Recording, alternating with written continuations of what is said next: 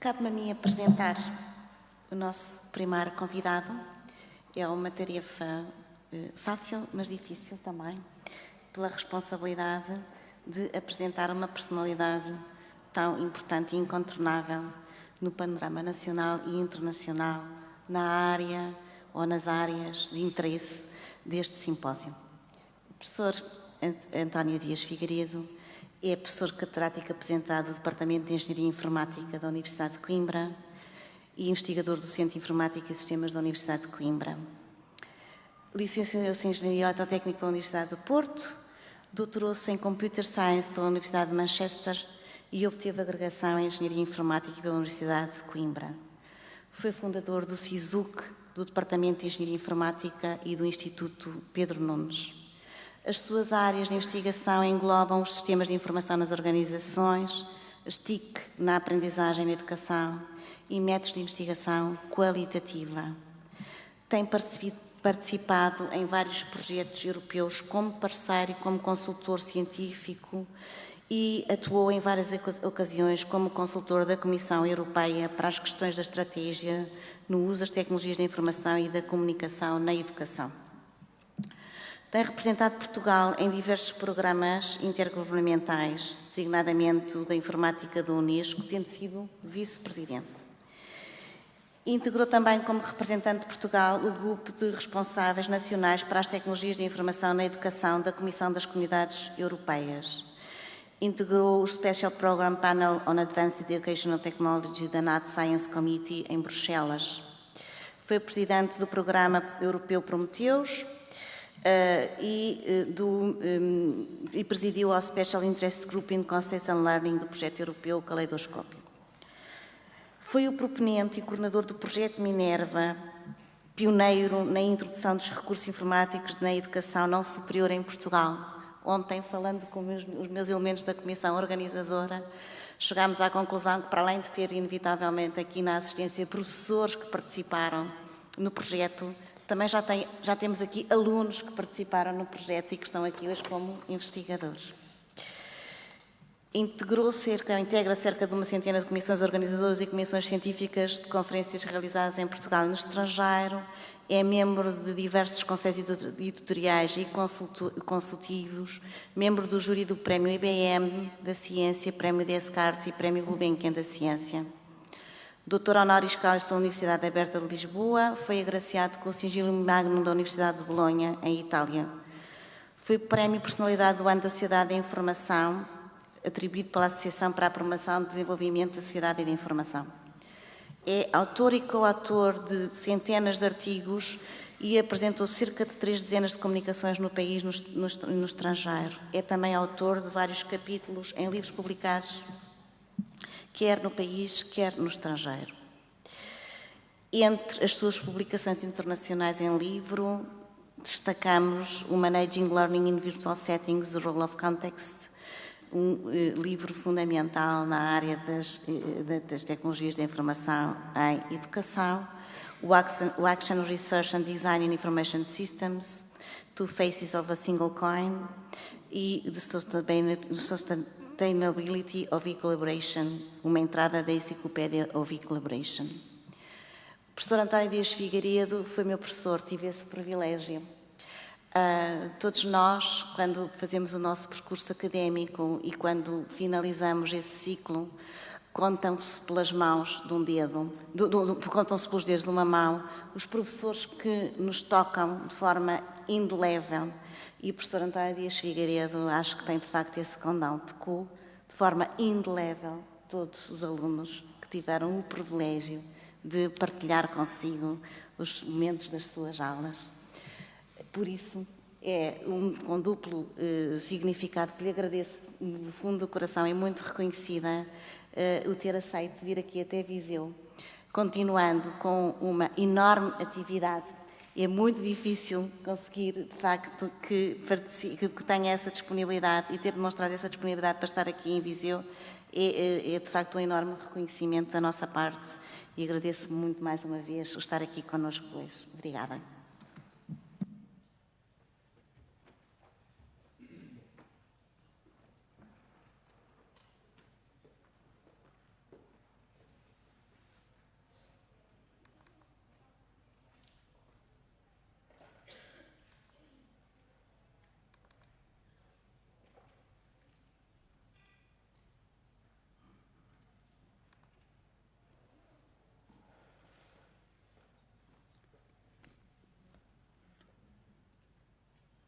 Então, bom dia a todos. Queria começar por dizer que é um prazer, foi um prazer corresponder a este convite do CIE para estar aqui presente mais uma vez, não é a primeira vez, estar presente mais uma vez, com o prazer adicional de ser em Viseu, onde também gosto muito de vir e é um prazer voltar também. O tema de que eu vou falar é um tema leve. Vou procurar fazê-lo muito leve. Eu às vezes distraio-me e faço apresentações algo complicadas. Esta é leve. E eu vou tentar tocar, enfim, de uma maneira, penso que de fácil digestão, nas questões que se colocam ao investigador que quer dedicar-se à informática educativa e quer fazer uma carreira de mérito na informática educativa. E, nesse sentido, aquilo que eu trago aqui é um conjunto de ideias sobre uma agenda de investigação nesta área. Eu resolvi ilustrar esta apresentação hoje com fotografias minhas. Esta aqui esqueci-me de lhe pôr um título. Aliás, não tem título, é sempre muito difícil. O mais difícil para uma fotografia é pôr-lhe um título.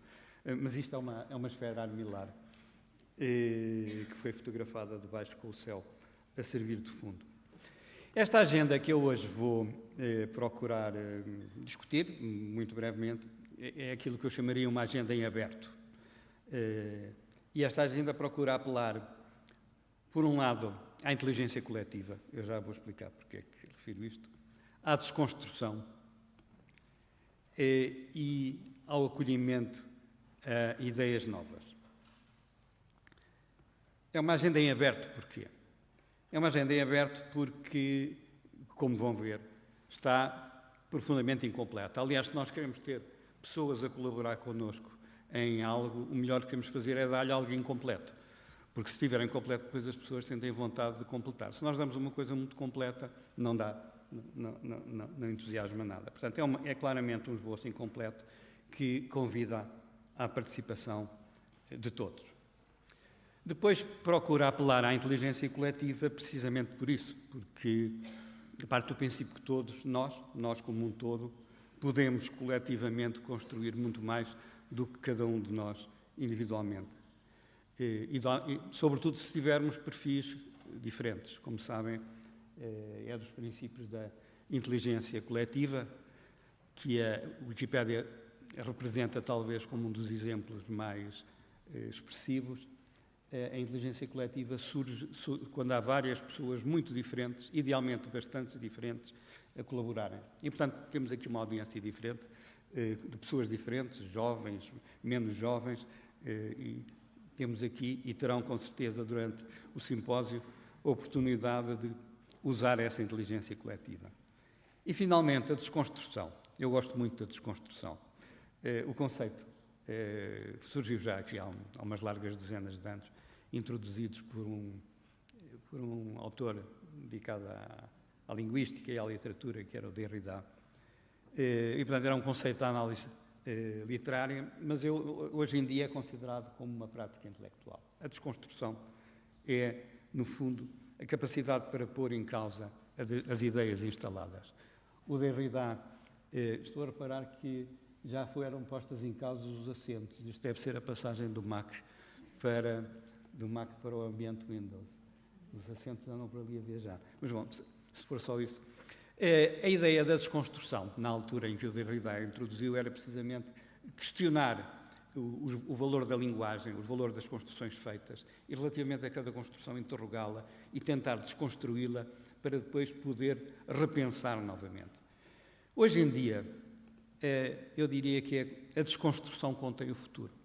Porque nós, e sobretudo nós nos meios académicos, temos um pudor muito grande de desconstruir o que está construído. E, obviamente, se não desconstruirmos o que está construído, ele fica como está. E, portanto, não há inovação.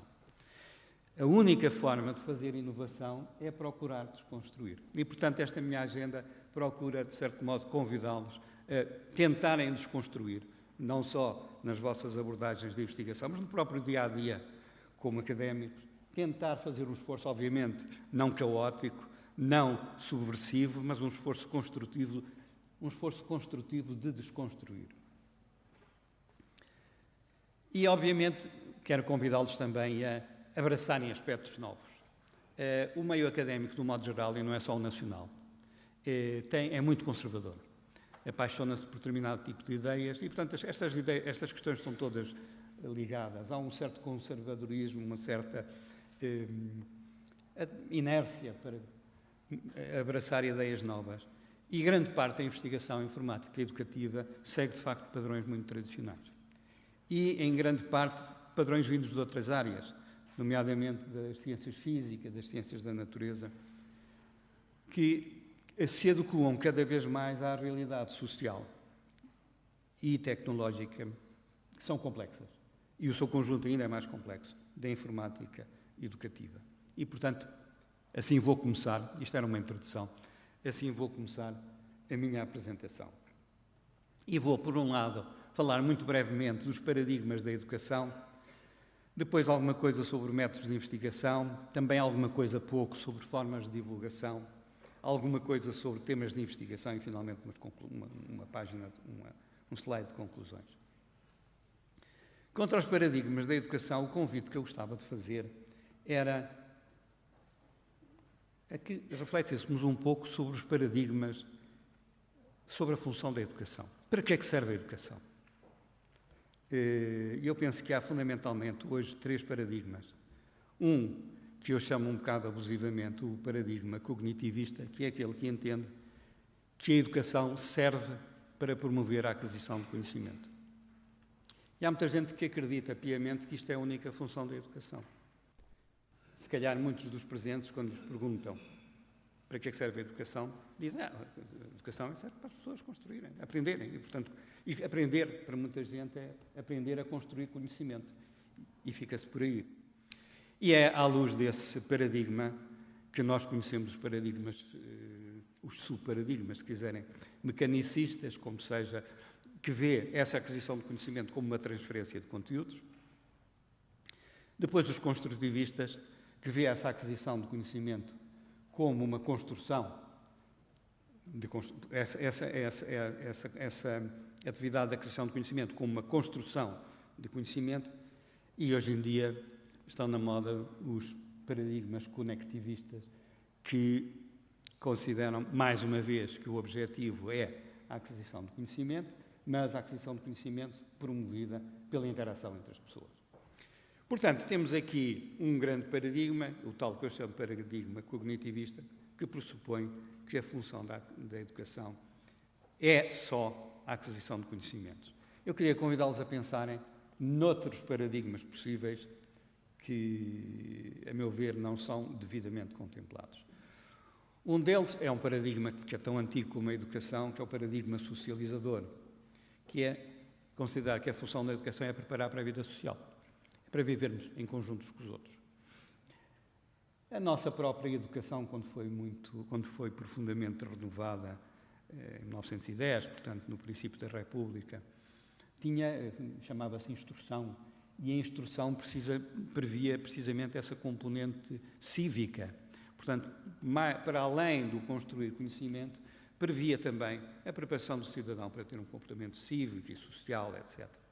Mas, na educação de hoje em dia, que está de facto muito centrada na simples aquisição de conhecimento, falta espaço para as pessoas aprenderem a ter emoções e a não se inibirem de terem emoções, de procurarem ter comportamentos éticos, construírem caráter forte e serem cidadãos. Nós vemos cada vez menos as pessoas a terem comportamento de cidadão, por estranho que pareça. Mas não é estranho, porque de facto a educação não entende que é seu papel construir cidadãos. Um terceiro paradigma, que é aquele com o qual eu me dou melhor nos últimos anos, é o paradigma emancipatório, que considera que a função da educação é preparar para a autonomia.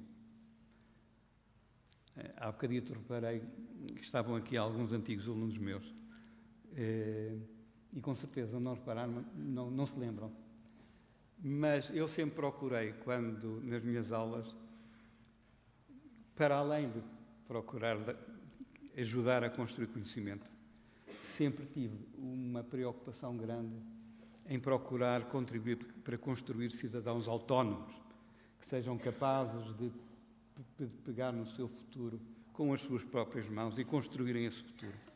E eu penso que essa é a função mais nobre da educação. Evidentemente pressupõe as outras, porque para uma pessoa ser autónoma tem que ser social, tem que ser relacional e tem que ter conhecimento. Mas, a meu ver, esta é a função mais completa da educação. Como se lembram, isto são as ideias do Paulo Freire, que tem, entretanto, sido muito seguido, mas o Paulo Freire entendia que aprender era ganhar autonomia. E quem ganhasse autonomia ganhava poder. E quem ganhasse poder construía o seu futuro e o futuro de todos os outros a quem podia juntar-se. Reparem que hoje em dia nós estamos num mundo em que cada vez há menos emprego, cada vez há mais trabalho, ou pelo menos há muito trabalho, felizmente, mas não há empregos. E cada vez tenderá a haver menos empregos. Não sei se conhecem aquele livro célebre que há uns 20 anos, The End of Work, e a ideia era essa, os empregos estáveis acabavam. Bom, isso significa que as pessoas têm que ir à luta. Ora, como com certeza sabem e repararam, os nossos jovens, nas nossas escolas, aprendem conceitos, mas não aprendem a ir à luta. Aquilo que eles menos sabem é ir à luta. E, portanto, eles não aprendem a ser autónomos. E por isso eu considero que para um educador responsável, esta função de preparar os jovens para ir à luta, para construírem o seu destino, é hoje fundamental. E é por isso que eu acho que vale a pena pôr em questão esta ideia sobre os paradigmas da educação. Sobre os métodos de investigação, estou com certeza muito próximo do... Está a fazer um ecozito, não? Métodos de investigação. Nós ainda continuamos, e com certeza continuaremos por muito tempo, a Cristina há bocadinho falou, disse que eu tinha um interesse grande pela investigação qualitativa, e é verdade. Eu, apesar de ser um quantitativo, entendi desde há muitos anos que a investigação quantitativa não me levava longe, a partir do momento em que me preocupava com problemas como a educação, que são problemas sociais, e são problemas muito complexos. E, portanto, eu sou claramente um qualitativo. Mas aquilo que me, às vezes, desgosta é sentir que muitas pessoas, bons investigadores, com muito boas ideias, fazem maus projetos porque os transformam em projetos só quantitativos, em vez de, pelo menos, juntar alguma componente qualitativa. Portanto, claramente, os métodos quantitativos são os que surgiram primeiro, se baseiam-se no rigor matemático, no recurso a métodos estatísticos. Evidentemente, só conseguem fazê-lo de forma contida porque trabalham com um número reduzido de variáveis e conseguem que essas variáveis sejam independentes de fatores externos. Como sabem, na educação não há variáveis independentes de fatores externos. Partem do princípio que essas variáveis são mensuráveis. Como sabem, muitas das variáveis da educação não são mensuráveis. Enfim, são avaliáveis, mas não mensuráveis. E, para serem quantitativos, têm que permitir ser relacionados matematicamente entre si, coisa que também não conseguimos fazer. Peço desculpa. Por outro lado, enfatizam muito a verificação de hipóteses, trabalham sobre grandes amostras aleatórias e fazem medidas objetivas. Outra coisa que fazem é distinguir o investigador do sujeito. E, portanto, consideram que o investigador está a observar um determinado fenómeno e que está afastado do fenómeno, não faz parte do fenómeno e observa o fenómeno como se estivesse do exterior, como se estivesse a ver uma paisagem ou como se estivesse a ver um ecrã de televisão. Como sabem, na educação nós temos que nos empenhar, nós estamos tão empenhados como os sujeitos daquilo que estamos a investigar. Os métodos qualitativos, embora... ainda os métodos quantitativos continuam, e isto é que me desgosta, continuam a representar o grosso da investigação publicada. Evidentemente continuam a ser úteis. Todos e vários dos presentes, com certeza, já se envolveram em projetos de investigação, e há componentes que não podiam ser resolvidos de outra maneira, senão com processos quantitativos. Mas há uma tendência para o uso indiscriminado. Por um lado por inércia, por outro lado às vezes por falta de imaginação. Essa falta de imaginação muitas vezes é do aluno, mas muitas vezes é do orientador. E, portanto, acabam por optar por abordagens quantitativas que produzem aberrações. Eu costumo falar de muitos projetos, eu ainda continuo a participar muito em júris e em avaliação de pessoas para várias funções e, portanto, passam muitos currículos pela mão. E cada vez vejo mais projetos resultantes daquilo que eu chamo a treadmill research. Não sei se sabem o que é uma treadmill. Uma treadmill é uma destas passadeiras em que uma pessoa corre e não sai do mesmo sítio. E muita da investigação que se faz hoje em dia, investigação quantitativa, é assim. O cientista concebe uma hipótese, sobretudo se for uma hipótese vistosa, por exemplo. As crianças que veem cores vermelhas são mais felizes. Pronto, é uma hipótese absolutamente disparatada, mas a partir daí está resolvido, improvisam umas amostras e depois saltam para cima da passadeira. Evidentemente, arranjam umas amostras, coligem os dados, depois saltam para cima da passadeira e andam ali durante meses. Metem o SPSS e tal, andam ali durante uns meses, mastigam aquilo tudo e depois finalmente obtêm resultados. E nós vemos artigos, vemos teses que são treadmill research. São pessoas que arranjaram, e muitas vezes arranjaram demasiado cedo na sua investigação. E, portanto, tão cedo que ainda eram muito ingênuos. E muitas vezes eles próprios e o investigador, porque o domínio é novo, eram muito ingênuos para arranjar uma hipótese suficientemente interessante pelas consequências que poderá vir a ter depois de verificada. E, portanto, arranjam uma proposta qualquer e depois investem tudo a coligir dados e o resto do tempo a processar. Este mecanismo está a tornar-se tão vulgar que hoje em dia já há institutos de investigação que parecem health clubs com imensas passadeiras. Toda a gente ali a correr, andam ali a fazer. E mais, está-se a industrializar. Não sei se já repararam que hoje em dia já há empresas que fazem o tratamento estatístico. E, portanto, o investigador praticamente só precisa ter a tal ideia, que normalmente é uma ideia ainda muito incipiente, e coligir os dados e depois entregam à empresa e, no fim, a empresa dá-lhes os dados tratados e o processo está feito. Bom, é isto que eu considero a negação da investigação e penso que é muito nocivo para a informática educativa e, portanto, era esse abrir de horizontes que eu gostava de incentivar. Os métodos qualitativos são usados nas ciências sociais e humanas para fenómenos complexos. O número de variáveis é tão elevado que não há hipótese de serem tratados quantitativamente. Muita gente continua a ter medo de se envolver em métodos qualitativos porque tem medo de parecer menos rigorosa. Hoje em dia, no entanto, permitem resultados muito mais ricos e têm um aspecto muito importante. Centram-se no que é singular. Centram-se em estudar o que faz a diferença. Se quiserem, usando a imagem habitual da árvore e da floresta, os métodos quantitativos permitem ver a floresta e permitem-nos tirar imensas conclusões sobre a floresta. A altura máxima das árvores, o volume máximo, a área média, etc. Mas não nos permitem olhar para a árvore individual. E quando nós entramos na floresta, é que vamos ver que há uma árvore que é mais bonita e vamos tentar perceber porque é que aquela árvore é mais bonita. Ou que é uma árvore que é mais pequena porque não consegue crescer. E vamos procurar entender porque é que aquela árvore não consegue crescer. Ou uma árvore que é alta, muito mais alta do que as outras, do que a média, porque é que essa árvore cresceu. E, portanto, muitas vezes nós vamos só encontrar grandes respostas quando olhamos para a árvore e não quando olhamos para a floresta. E, portanto, é por isso que eu dou grande importância aos métodos qualitativos. Os mais vulgares, só para recordar, são os estudos de caso, a investigação etnográfica, a grounded theory, a investigação-ação. Estas duas últimas são muito frequentes hoje em dia na educação em geral e na informática educativa em particular.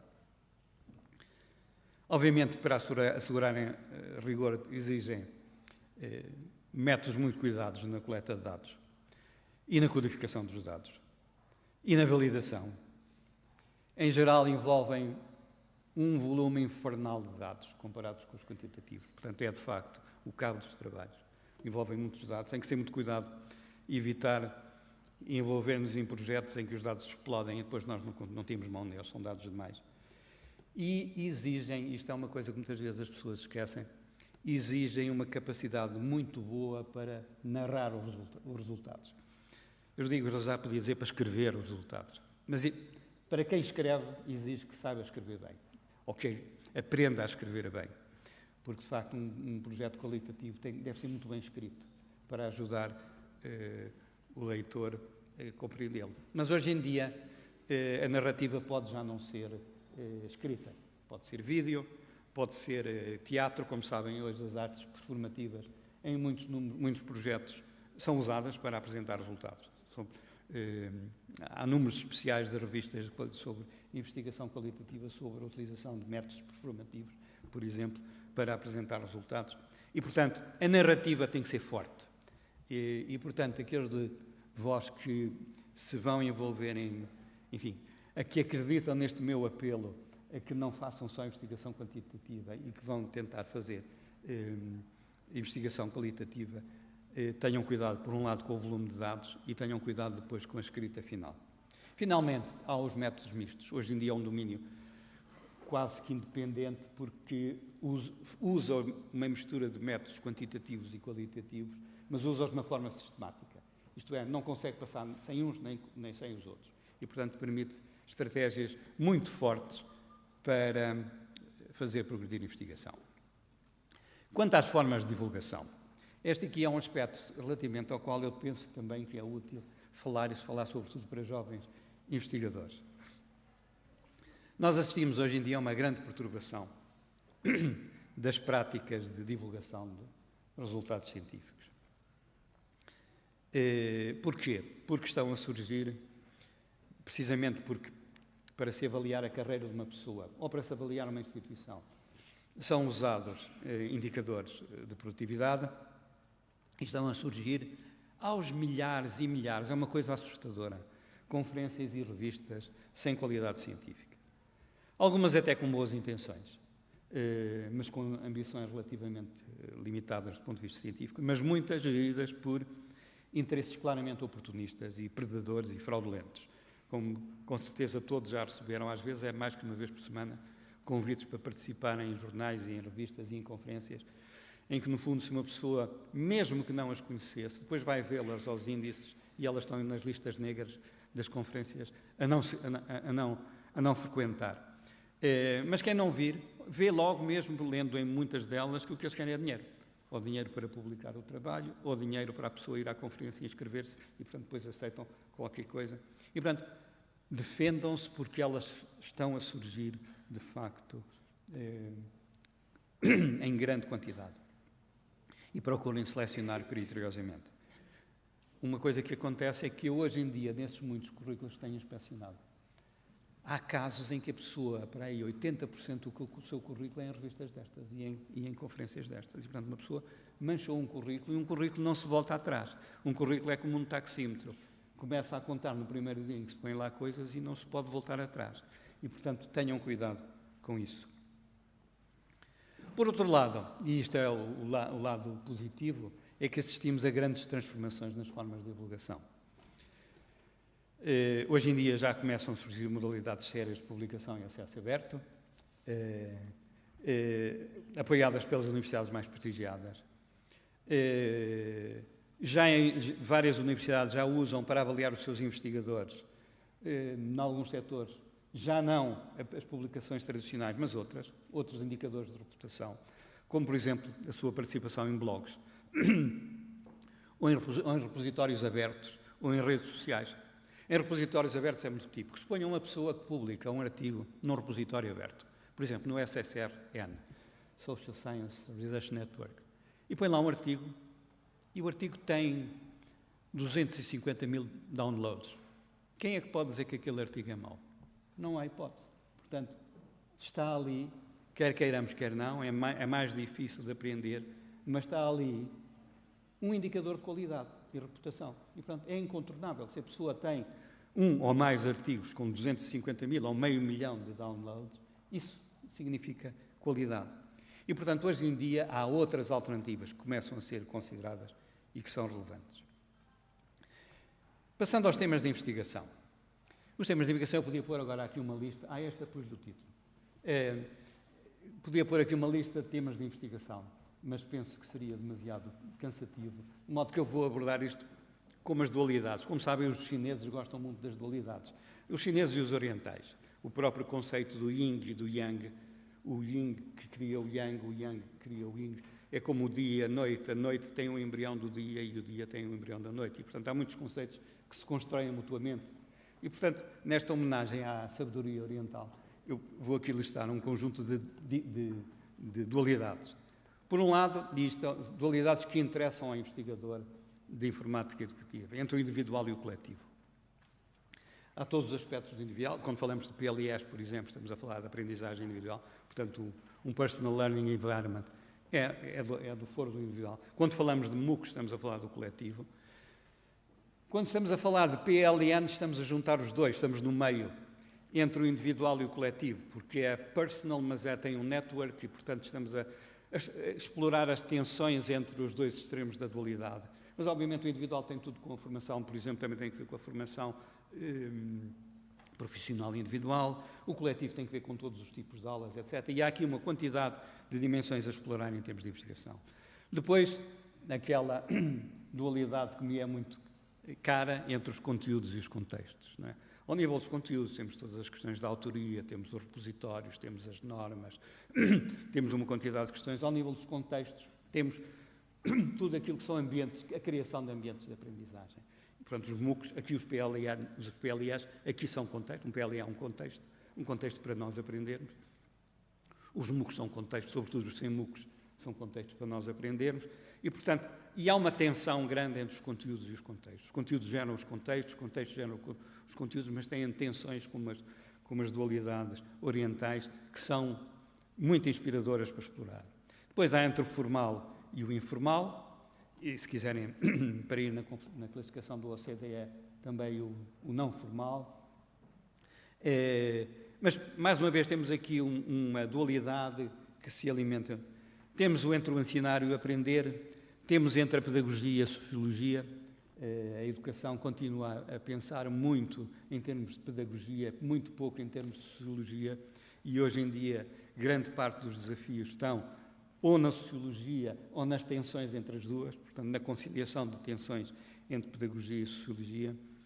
A formação e a transformação, e isto tem que ver com um bocado com aquilo que eu dizia no princípio. Nós podemos formar uma criança, mas fazemos muito melhor se transformarmos uma criança. E, normalmente, os professores que são mais recordados, passados muitos anos, são aqueles que nos transformaram, não são aqueles que nos formaram, são os que nos transformaram. São aqueles que nos fizeram olhar para o mundo com outros olhos. E, portanto, essa é uma função, a meu ver, muito nobre da educação. A dependência e a emancipação, e isto aqui há uma quantidade, portanto, esta dualidade. As nossas escolas continuam a preparar muitas crianças para a dependência e muito pouco para a emancipação. O controlo e a democracia. Isto é um tema que me seduz muito. Aliás, ainda tenho 2 pessoas a trabalhar nesta área, nas questões de como é que se pode entregar o poder todo, obviamente só no ensino, para entregar o poder todo é no ensino superior, mas como é que se pode entregar o poder todo aos alunos do ensino superior e conseguir que eles giram o curso, o destino do curso e a avaliação. E, portanto, isto joga aqui, precisamente, neste espaço entre controle e democracia. Para cruzar esta dualidade, nesta também por título, para cruzar esta dualidade, portanto, cruzando agora só uma dimensão, há outros conceitos que interessam, que acabam por cruzar os outros. A avaliação da aprendizagem é um tema fortíssimo, é um tema valiosíssimo, riquíssimo. E temos um sem número de ideias, os diagnósticos que têm a construção de instrumentos de avaliação, os portfólios, as rubricas, a coavaliação, a avaliação, os contratos de aprendizagem, tudo isto, o próprio analytics usado na avaliação da aprendizagem. Este é um tema transversal que corta aquelas dualidades. A avaliação do próprio sistema. Isto é uma avaliação que muitas vezes é deixada, é tanta a preocupação em avaliar os professores que se esquece que o sistema precisa de ser avaliado. E a avaliação do sistema tem hoje, de facto, desafios muito interessantes.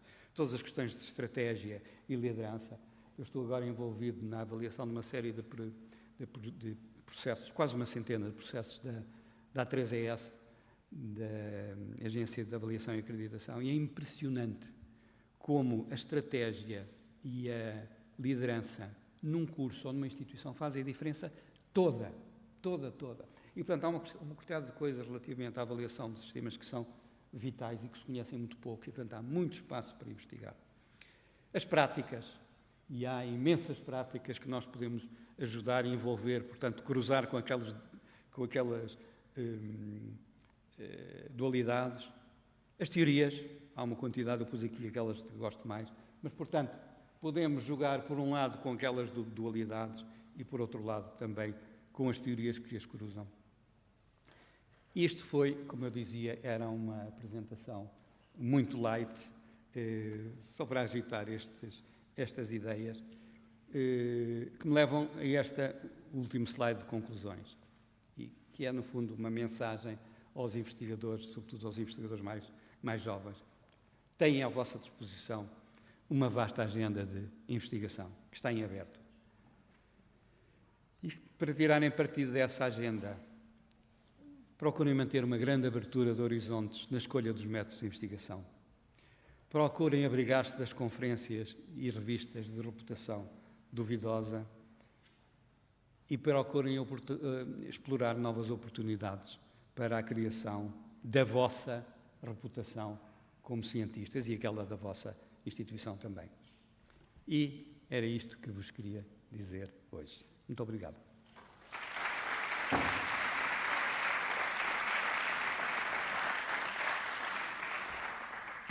Eu deixei 10 minutos agora, espero que estejam à vontade para discordar. Ou desconstruir.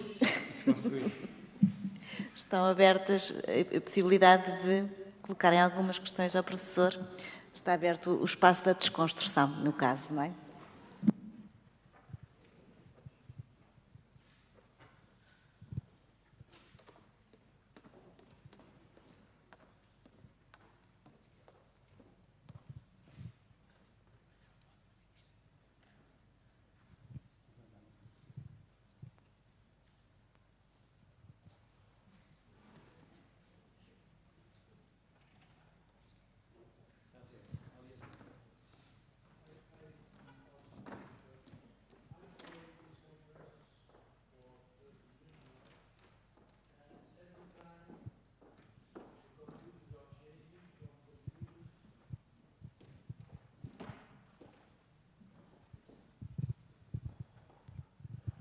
Every time the computers change from aspect computers, mini computers, table computers, laptop computers, palm top, you remember.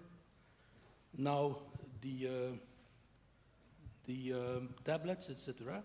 So every time the computer specialist and say this will change the education at all. Can you give some ideas how the investigation was changing while this technology was changing?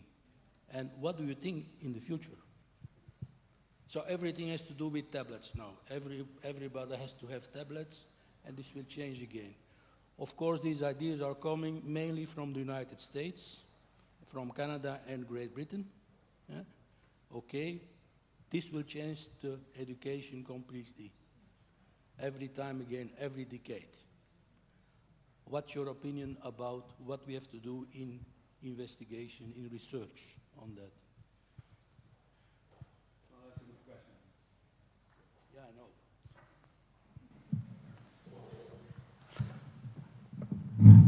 I would say that the big difference is not so much in the technology. Maybe you know this famous saying by Heidegger, who said that the essence of technology has very little to do with technology.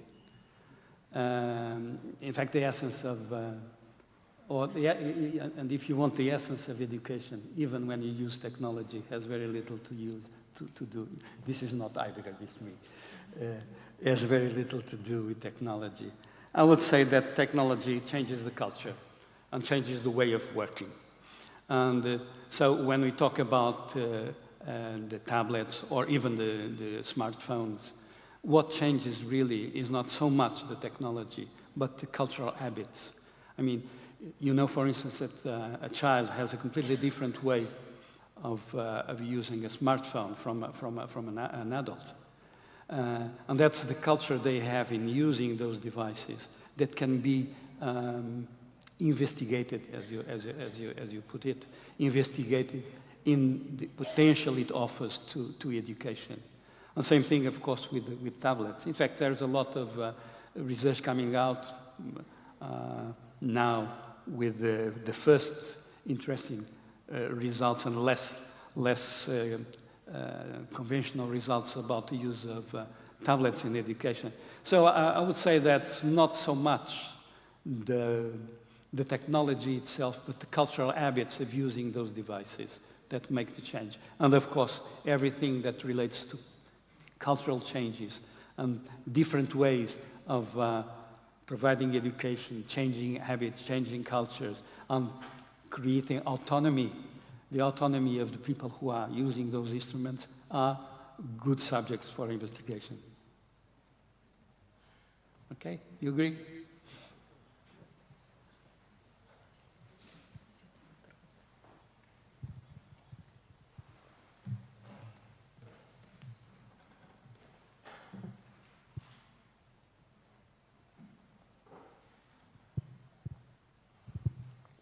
Bom dia. Meu nome é Kleber, eu sou professor do Instituto Federal da Universidade do Brasil, né? E tenho desenvolvido, junto com alguns parceiros, muitas pesquisas na área da tecnologia da informação e comunicação, na educação e em outras áreas correlatas. Uma das minhas preocupações que eu tenho visto muito nas publicações, principalmente na região da América do Sul, é o uso da ferramenta analítica fuzzy, né, em pesquisas na área da educação. E, em especial, está a compreender? Não percebi qual era a ferramenta analítica. Fuzzy, análise fuzzy. Não a conhece? Não conheço, não. Pois, é uma ferramenta analítica muito utilizada na área das engenharias, de química, engenharia mecânica, para análise complexas de dados, né?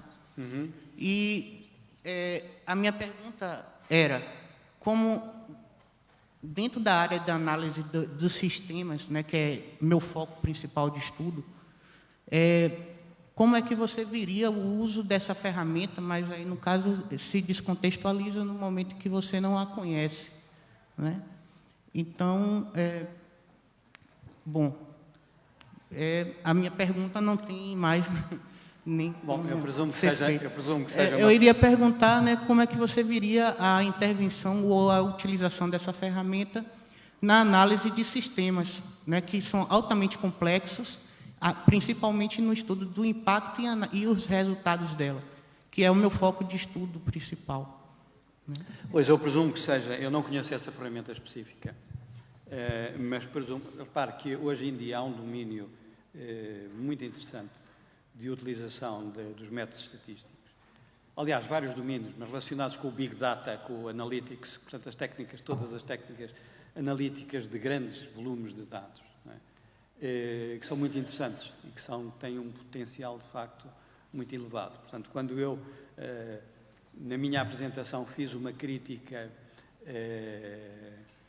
aos métodos quantitativos, posso não ter sido suficientemente claro a dizer que aquilo que eu estava a criticar era o exagero, o abuso dos métodos estatísticos, que há, de facto, imensos projetos onde, sobretudo agora com os grandes volumes de dados, imensos projetos onde se encontram padrões, por exemplo, e inclusivamente se encontram fenómenos de emergência que apenas são detectáveis nessa complexidade por processos analíticos poderosos. E, portanto, eu não estava a criticar todas essas abordagens analíticas, como nós costumamos dizer em Portugal, da pesada, não é? Estava a criticar a abordagem mais ou menos tradicional de pegar no SPSS e fazer uns tratamentos estatísticos, pegar numa hipótese relativamente pobre e depois passaram anos, às vezes, a fazer o tratamento de dados para depois apresentar resultados que se limitam a confirmar ou a desconfirmar uma hipótese que na origem era pobre. Mas não estava de maneira nenhuma a contestar esse uso das técnicas analíticas. Aliás, numa das linhas, quando eu falava na questão da avaliação do sistema ou na própria avaliação, hoje em dia há abordagens analíticas também de grandes volumes de dados, muito boas para fazer quer a avaliação dos cursos, portanto, do conjunto dos alunos, quer para fazer a avaliação dos sistemas. E, portanto, aí, com certeza que vejo grande futuro nesse domínio. É um domínio estreito, mas é um domínio muito interessante. Obrigado. Obrigado.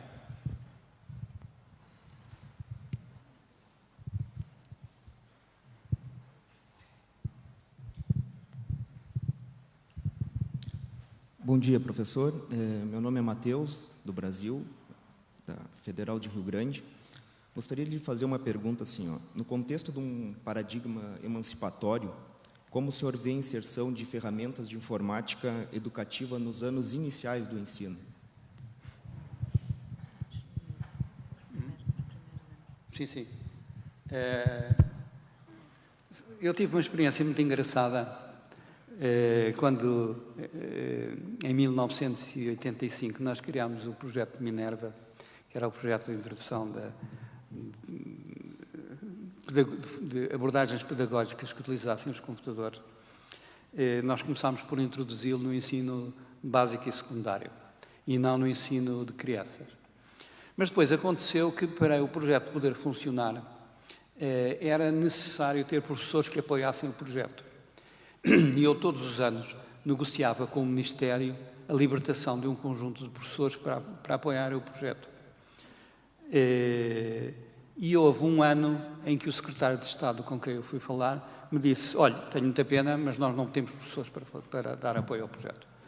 Os professores de matemática temos falta, calculem ao tempo que isto foi. Temos falta de professores de matemática, temos falta de professores de línguas.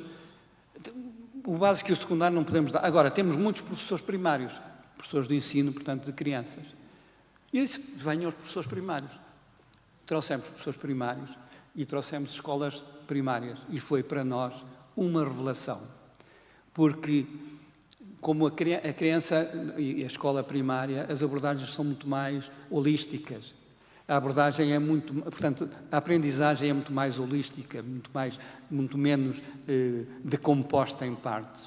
E, portanto, as crianças reagem extremamente bem à utilização. Desde esta altura, estávamos em 1986, reagiam extremamente bem à utilização das tecnologias. Mas, com certeza, conhece aquela famosa apresentação no TEDx daquele professor indiano. Conhece, não conhece? Sugata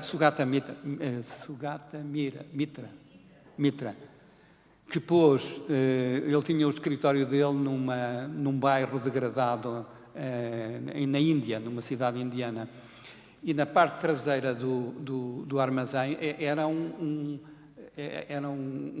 havia uma quantidade de crianças pobres que não sabiam escrever nem ler, que andavam por ali, e ele pôs um ecrã pôs uma tela de televisão, de computador, e pôs aquilo para eles utilizarem. E deixou-os. E ao fim de uns meses eles sabiam utilizar o computador e alguns tinham aprendido inglês, porque eles só tinham acesso, pela net, só tinham acesso a coisas em inglês, tinham vocabulário de 200 ou 300 palavras em inglês. Portanto, as crianças, com as tecnologias, aprendem muito facilmente. De modo que eu diria que aí é uma área gigante para explorar. E, obviamente, que a partir do momento em que eles começam a usá-las, ganham a tal autonomia, não é? Ganham a autonomia. E se vir bem, o professor Sugata Mitra agora veio para a Europa e está envolvido em trabalhos de investigação precisamente sobre como as crianças podem aprender sozinhas e se podem tornar autónomas aprendendo sozinhas. E, portanto, o trabalho dele e do grupo dele é muito interessante. Obrigado. Não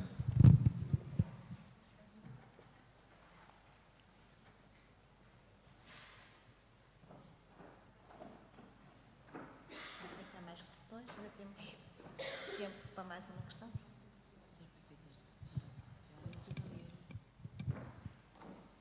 Acho que podes falar. Esta sala tem uma acústica um bocado estranha. Professor, era mais um comentário que uma questão. Eu já ouvi muitas vezes, gostei de te ouvir, como sempre, e mais uma vez me surpreendeu. E acho que esta apresentação não foi nada leve, desculpe que lhe diga. Foi bem pesada e deixa-nos aqui muito trabalho de casa. Portanto, acho que aí cumpriu o seu objetivo. Abriu as nossas cabeças, eu pelo menos senti isso. É que isto de ser professor, eu também sou professora, não é? Além de investigadora, é muito complicado. Quem é pai e mãe percebe isso. A educação de alguém é uma tarefa muito árdua e muito complexa.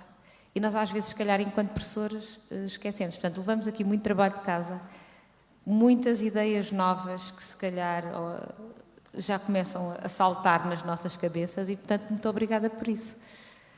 Era só o que eu tinha a dizer.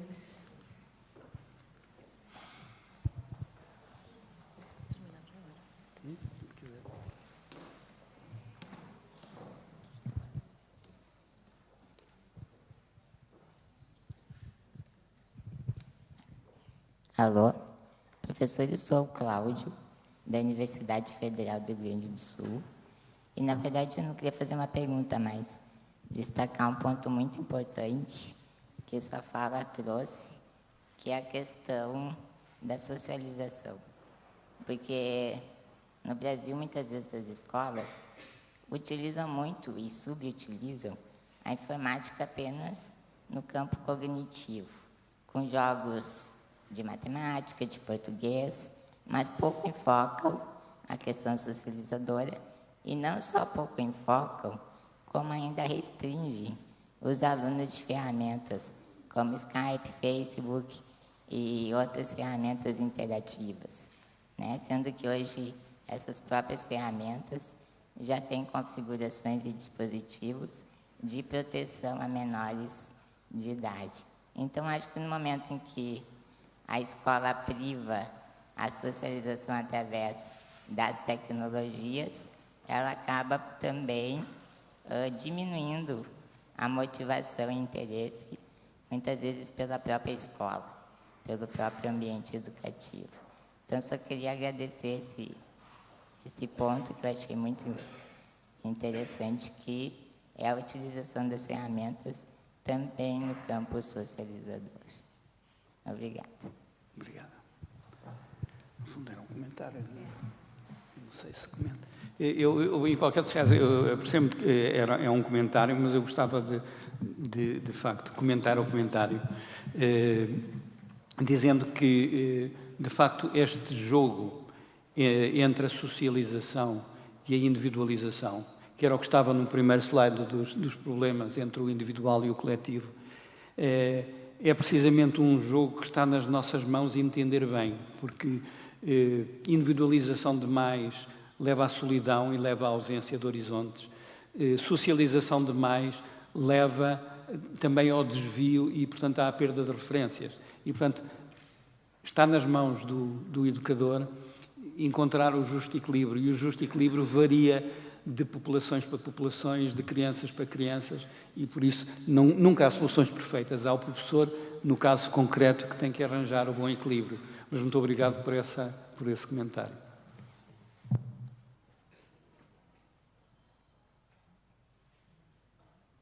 Obrigada.